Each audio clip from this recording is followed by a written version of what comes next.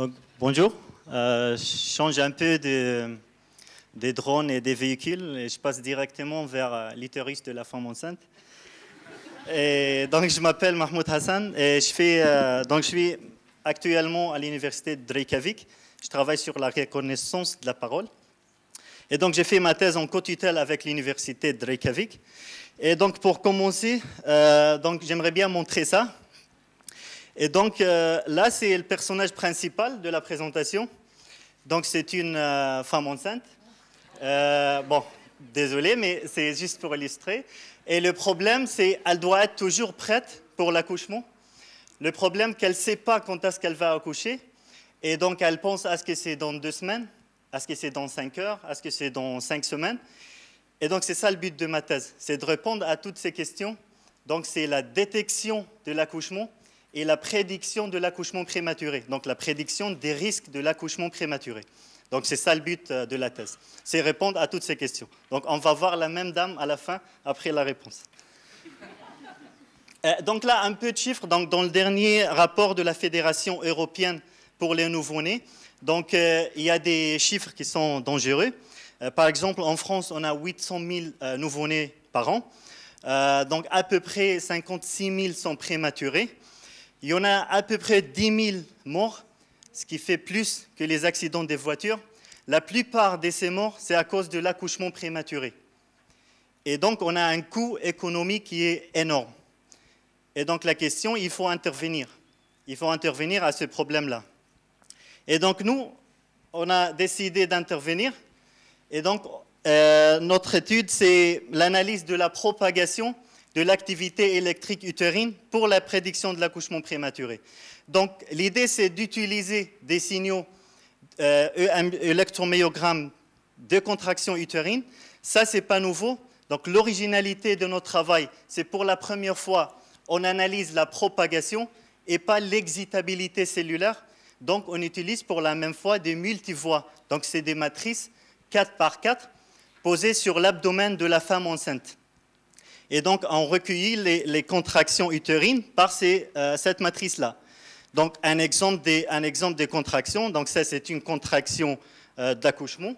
Et ça, c'est une contraction pour une femme durant la grossesse. Et donc, notre idée, la question, c'est quels outils de traitement de signal on peut utiliser pour, classifier les contractions de grossesse et de l'accouchement. Et puis, c'est détecter la détection de l'accouchement et la prédiction de l'accouchement prématuré. Et donc, parce qu'il n'y aura pas beaucoup de temps, donc je vais montrer juste un exemple de cette approche. Et bien sûr, donc, je répète, c'est l'originalité, c'est la première fois qu'on analyse la propagation de l'activité électrique utérine dans une optique clinique. Et donc, ça, c'est un exemple des résultats. Donc, ce qu'on a fait, c'est on a la matrice 4 par 4, on calcule par une méthode qui s'appelle la corrélation non linéaire entre les signaux, ce qui indique après la propagation du signal. Et donc, on a une matrice de cette corrélation non linéaire. Donc là, je mentionne ici, c'est la première enregistrement qu'on appelle longitudinal. Donc l'idée, c'est pour la même femme, à différentes semaines de grossesse. Donc, un exemple des résultats pour cette femme à 33 semaines de grossesse, 35 et 37. Donc, on a posé la question, pourquoi pas essayer de suivre la grossesse? Donc, on a calculé la corrélation non linéaire entre les différentes voies. Et ce qu'on a observé, ce qui était très intéressant, qu'on a une augmentation de la valeur de la corrélation non linéaire avec le terme. Donc, plus on approche à l'accouchement, plus la propagation augmente et plus l'utérus devient plus synchronisé. C'est ça, c'est la propagation, donc la corrélation, la synchronisation de l'utérus. Et ça, c'est totalement en harmonie avec des observations physiologiques qui indiquent qu'on a une augmentation des jonctions communicantes avec le terme. Donc, une augmentation de la propagation reliée aux jonctions communicantes. Donc, on a observé le même avec le signal EAG ou EMG utérin de surface. Donc, un autre résultat, c'est pas juste de suivre la même femme sur différentes semaines de grossesse, mais essayer de classifier et de voir est-ce qu'on a une différence significative entre la valeur de la corrélation non linéaire pour toute la base de données de grossesse pour toute la base de données en accouchement. Et donc, on a trouvé qu'on a une différence significative entre toutes les contractions de grossesse et toutes les contractions de travail en utilisant la corrélation non linéaire. Donc, suivi de la grossesse et en même temps, essayer de différencier entre les signaux de grossesse et signaux de travail.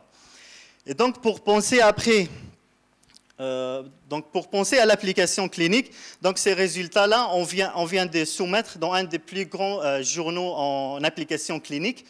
Et donc ça, on utilisait toute la base de données. Et donc là, je note que la base de données, donc on a travaillé avec des hôpitaux en Islande et l'hôpital à Amiens. Donc on a associé ces deux bases de données. Donc on a à peu près 49 femmes, donc 49 femmes, donc des femmes en grossesse, des femmes durant l'accouchement. Et donc là, on a comparé donc, notre outil, la propagation, par la corrélation non linéaire, et les deux paramètres qui sont le plus connus dans la littérature pour classifier les signaux de grossesse et du travail.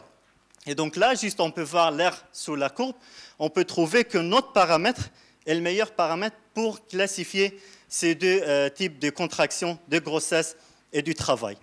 Et donc là, ça c'est un exemple des résultats qui indique que la propagation est un outil très puissant pour classifier les contractions de grossesse et du travail. Donc, ce qui reste à faire, c'est donc pour passer directement à l'application clinique et donc passer vers le produit, on a besoin d'une grande base de données. Donc là, il y a des efforts parce que le projet est un projet européen. Donc il y a quatre pays, donc en France, l'Islande, Slovénie et Hollande. Et donc là, on a 4 types. Donc on va faire des enregistrements dans les 4 pays, ce qui va augmenter effectivement donc, la base de données. Et donc on a besoin d'une grande base de données pour valider cliniquement nos résultats. Et puis passer à l'application clinique. Et donc là, je mentionne qu'il y a une entreprise donc, en Hollande qui fait partie du projet européen. Et on est maintenant, donc, bien sûr, en collaboration avec cette entreprise-là. Et donc là, on est en train de faire les tests. En même temps, cette entreprise, donc, il vient de finir un produit qui est un nouveau système d'acquisition des signaux.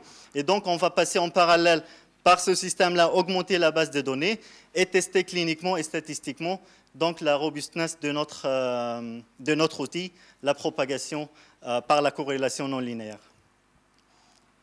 Et donc, le travail a été publié dans des différentes revues internationales et une revue nationale, avec à peu près donc, 12 conférences internationales, parce qu'on travaille en équipe, bien sûr, et une conférence nationale. Et il y en a 5 publications soumises. Donc, le papier le plus important dans l'application clinique, c'est celle-là. Donc, c'est le journal européen pour l'obstétrique et gynécologie. Donc, on vient de soumettre le papier qui indique qu'on a un nouveau outil qui peut être après utilisé dans l'application clinique.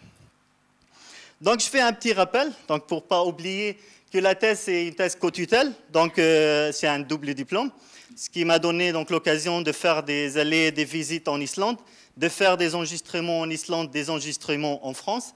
Et bien sûr, c'est une très bonne expérience de faire le déplacement. Donc la thèse, c'était une combinaison entre développement méthode, parce qu'on a publié dans des méthodes, dans des journaux donc, connus dans le traitement de signal, et application clinique, comme on a publié dans I3E Transaction Biomedical Engineering, ou le journal de obstétrique. Et donc, c'est un projet européen, comme j'ai dit. On collabore avec l'entreprise en Hollande. Et donc, en gros, je fais, j'espère, partie de communauté scientifique. Et donc, je fais partie des relecteurs de I3E Transaction Biomedical Engineering et des autres conférences internationales. Durant ma thèse, j'ai co-encadré 11 étudiants en ingénieur avec des étudiants master. Et depuis octobre, je suis co-encadrant pour un doctorant qui fait donc, une collaboration entre la France et l'Islande. Et en même temps, donc, les publis montrent qu'on travaille en équipe. Et donc, j'ai travaillé avec des médecins en France, en Islande, avec des ingénieurs et avec des post-doctorants. Et donc, pour finir, pour ne pas oublier que le but de la thèse, c'était ça. Et donc, je peux dire qu'on n'est pas loin de l'application clinique. C'est la même dame qui galère avec... elle doit être toujours prête pour l'accouchement. Mais son rêve, c'est d'avoir cette machine qui peut détecter et prédire le risque de l'accouchement prématuré. Et donc, je peux dire que c'est ça le but ou le produit de la thèse. Et donc, je crois qu'on n'est pas trop loin de réaliser son rêve. Merci.